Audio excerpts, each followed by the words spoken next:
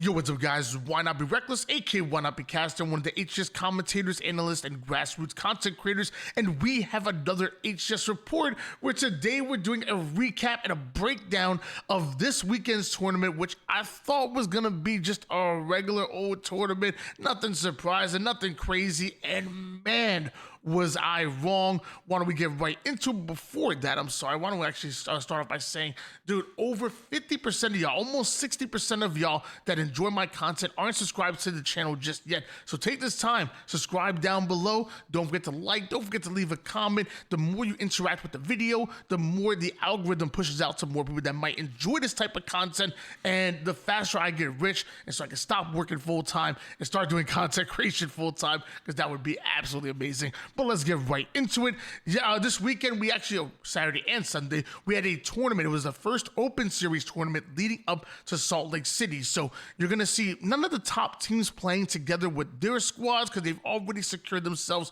a pool play spot and a top seed, and that really can't be affected based on the results of these Open Series tournaments and then a qualifier. But you will see plenty of other extremely good squads, and especially new teams that are being formed together, such as Faze, such as SSG. That's right, the new Faze, the new SSG, and even some pickup squads coming together with some of the best players in the freaking world. It was absolutely crazy. Let's start off with 007 versus Envy. You're probably thinking, who the hell was 007? Well, can I interest you in last year's MVP legend, the man from France, formerly of SSG, now of Optical Gaming, joining Frosty, the #1 and the #2 team, you know, the leading MVPs for both of the squads, coming together and joining 007 alongside Cycle of Shopify Rebellion and Collect as well. That was your 007 pickup style team, and that was your Grim Reapers of the bracket. Nothing to lose, but a whole lot of skill, a whole lot of talent. They end up 3-0ing Envy, which I guess it doesn't sound like much on the surface, but if you realize what Precision, Descendant, Piggy, and Jackson have been able to do since coming together shortly before Dallas, again, winning the qualifier, doing amazing, and I mean amazing in scrims. Then after that, pulling off some major upsets on land as well. Envy have been on a serious upward trajectory, and I've been enjoying every last moment of it. 007 still were able to pull off the 3-0. We're on the bottom side of things. You have Space Station Gaming going up against Complexity, which was kind of a surprise, because that new Faze roster that we're going to talk, well, I guess we might as well bring them up real quick. That new Faze roster in Lucid, Snakebite, Trippy, and Penguin were actually 3-0'd by the new Complexity roster, which was definitely an upset on paper, if you ask me. But that new Complexity roster with King Nick and Ryan, formerly of Gen G, joining Mental and Cherished, no longer having Sparty on the roster.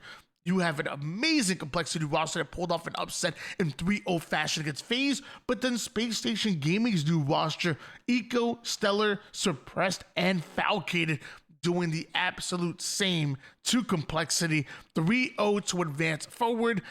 To me, that wasn't really much of an upset. In fact, I think Complexity, the fact they even got to this point in the winner's side after beating Faze, was the real story there, but it was Complexity to go down to the lower bracket.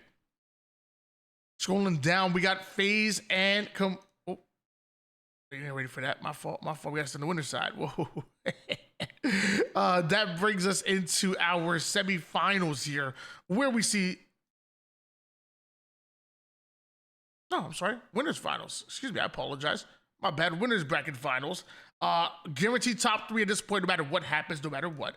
And you see 007 going up against Space Station Gaming, and 007 were able to pull off a 3-1. It's crazy to think, you know, random pickup squad comes together and they just run house through the winner's side, where Space Station Gaming, keep in mind, this was the first time probably, I mean, no scrims, no other tournaments, but this is probably the first time this team has actually even played together as a full foursome. They were able to take a game off of 007, but eventually 007 did pull off the 3-1. Legend against his former teammates that he won a world championship with both Eco and Stellar. A huge win. I mean, a huge win for 007. And meanwhile, SSG probably looking and probably like, we got some work to do. But like I said, the Grim Reapers, they were the Grim Reapers of this tournament. And there was some more surprises too. But let's go down to the lower bracket. Complex with the 3-0 sending baseline, no real surprise there. Faze with the 3-1 over Envy. Envy again have been really good, but this Faze roster were on a mission to prove that they are the real deal. So not only did Faze 3-1 Envy, but on top of that, Faze end up 3-1 in complexity. So hold on. If I look at the winner's side, wasn't there? Did the complexity 3-0 Faze?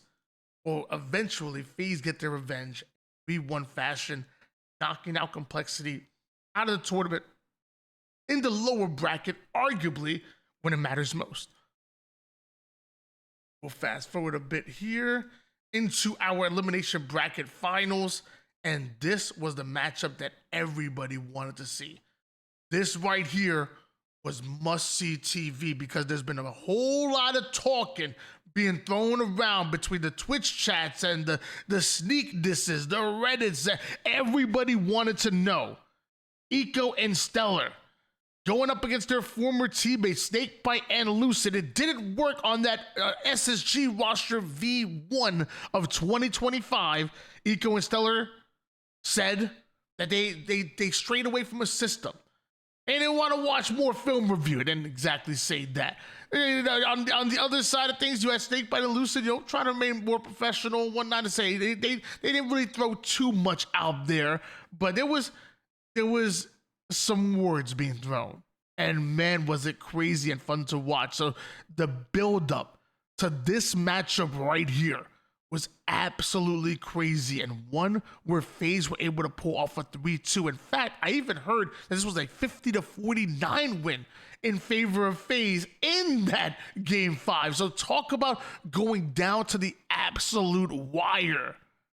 But Faze would be the ones to advance forward into the winners bracket, into the grand final, and then ultimately they would play against 007, who, remember, they were the winners of the winners bracket side, and eventually 007 3-0 Faze. It almost felt like maybe Faze emptied the tank in that lower bracket finals, which mattered most to them. By the time they got to the grand finals, just at that point, maybe they just wanted it to be over. They didn't have that energy. I don't know. I'll be honest. I didn't get the chance to watch the grand finals, but all I know is that elimination bracket finals probably felt like the real grand finals. That's what everybody wanted to watch. I'm going to be rewatching it here on the stream. If you guys are watching on Twitch, we're going to be rewatching that in between games. If you're watching on YouTube, again, don't forget to subscribe.